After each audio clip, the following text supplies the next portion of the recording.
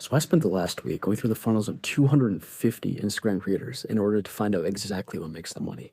None of them were especially famous, having between 5 and 50,000 followers each. But some of them had coaching offers and communities that were completely full, pulling in six figures a month off that small of an audience, and I wanted to know why. So I pulled apart their content and mapped whatever funnel I could find behind it, trying to find a common thread that connects all the successful coaches. Not necessarily things that made them go viral, but things that made them money. This turned out to be a very important distinction. In the end, I found that five main things separated the ones making money from the ones with hollow audiences. And the first one has nothing to do with content at all. Almost every coach in the study who's making real money could describe their audience better than they could describe their own family. They knew their stage of life, the specific result, and whatever this person already had tried and gave up on. Well past a bio line like, people who want to get fit. Having this level of understanding isn't complicated. All you need to do is post a poll in your Instagram story or push people towards a Google form. On that Google form, you ask where they're stuck right now, what they actually want, and what they've already tried that didn't work. Pair that with whatever's already showing up in your comments and DMs, and patterns start emerging. The same phrases, pain points, and excuses coming from dozens of people. If you take all of that and build one document out of it, a single buyer profile that you can point to, that document becomes a filter for every offer, every call to action, and every story you post from here on out. If a piece of content doesn't speak to the person inside that document, you don't post it. Once you know exactly who you're talking to, building an actual offer around them gets a lot easier. I help people get fit online, or some version of it, sat in the bio of almost every single broken account in that study. And that's because vague offers pull in views and nothing else. Because nobody consuming them knows what they'd actually be paying for. In reality, a compelling offer needs five main things. That's 1, state the result plainly. 2, make it obvious who you're selling to. 3, explain how they get there. 4, give a reason they should listen to you and not someone else. And 5, a price that fits their demographic. If you try to run I help people get fit online through that list of qualifications, it fails on almost every point. But something like helping Asian men rebuild their health and bodies while balancing a career and family clears all 5. The person reading it knows exactly who it's meant for and what happens if it does work. Once the offer is built to be that specific, the next thing worth figuring out is whether it should be a low ticket or a high ticket program. Because that decision changes everything from here on out. So how should you price your coaching offer? The truth is there's no exact range. It depends entirely on the quality of your demographic. If you take the results of polls and forms from your Instagram highlights, as I mentioned earlier, your audience is already telling you what they can afford. If they're teenagers, mostly outside of the US and working with a small budget, that's a low ticket audience that you sell a community to. And not even Jordan Belfort could change that. We're thinking a $100 to $200 one-time course or a $20 to $100 per month community. Something like this would live inside School or Discord and would entail group calls, constant support and advice between members, and would need to be updated often enough to feel alive. This is much higher maintenance to run because you're managing a lot of volume.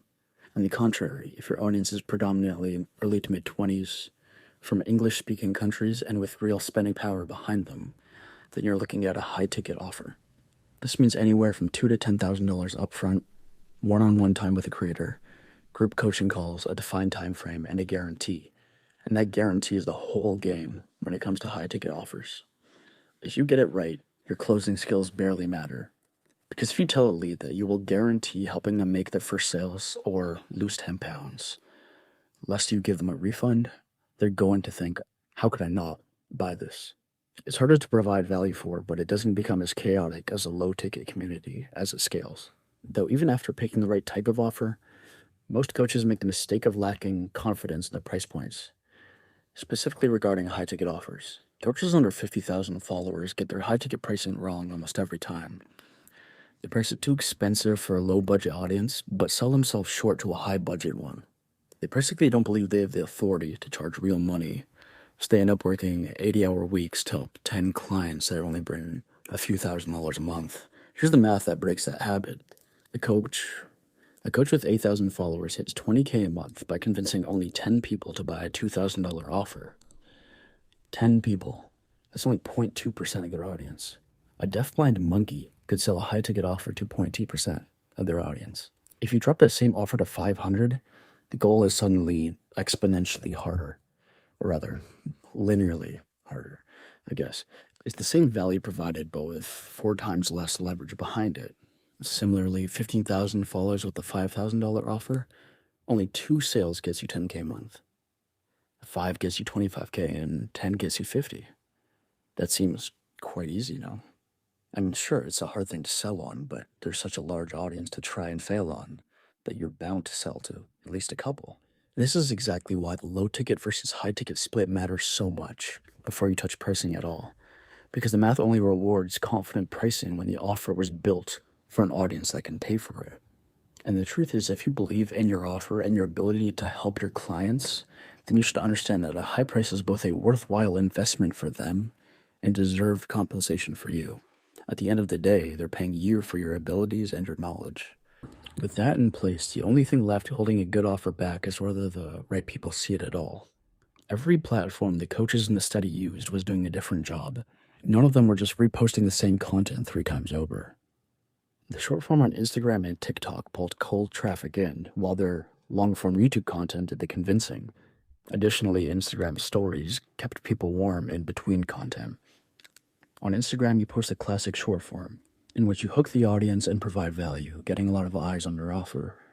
From there, the best coaches route their audience to YouTube, where they use value-dense micro-niche content to narrow down leads to buyers with one specific problem, and that problem is the one you solve with your offer. This is why even a channel with millions of subscribers will still run a second channel, getting only 10,000 views a video. This is on purpose because the right 10,000 beats the wrong million every time. You should be thinking in dollar per follower, not follower count. 5,000 views a month in the right niche can out-earn an account 10 times the size. That's talking to nobody in particular. But all that attention still needs somewhere to go, and that's the one thing almost every account gets wrong on the last step. The accounts making money picked a single next step and pointed everyone at it. This often entails a single link to a YouTube video, as explained before, or it might also look like a plain DM prompt, like DM me the word guide and I'll send it over. That's it. There's nothing to decide, nowhere for attention to scatter. If your content interests someone, they have exactly one specific thing that they can do next in order to engage with you more. And that one thing is built to move them further in, not just get another follow. A dozen options may feel official, but it kills momentum instead. Every piece of this, the buyer clarity, the offer, the pricing, the platforms, all of it funnels down to that one single link doing its job properly. And that's the actual difference between an account that's popular and one that's getting paid.